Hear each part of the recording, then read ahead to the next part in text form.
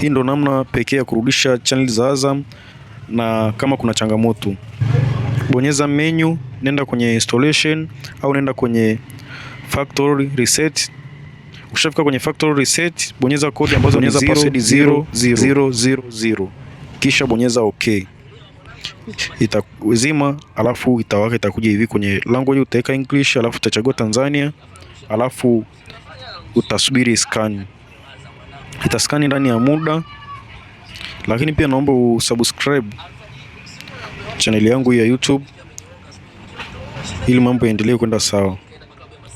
Itaendelea kuskani. Channel tunazo zinakuja, zinahesabu za Azam, za Al Jazeera, zote utaona zinakuja, Abudi FM, za IPL zote utaona zinakuja kama hivyo.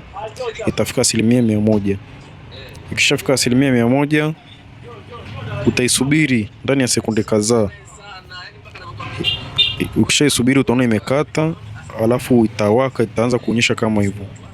Hapo utakuwa umeshamaliza jambo lako. Bwana, naomba ulike na ushare video hii. Nashukuru sana sana sana kwa kutazama, na naomba unifollow, usubscribe kwa ajili ya kuendelea kujifunza kuhusiana na mambo ya ving'amuzi na TV hapo nyumbani kwako.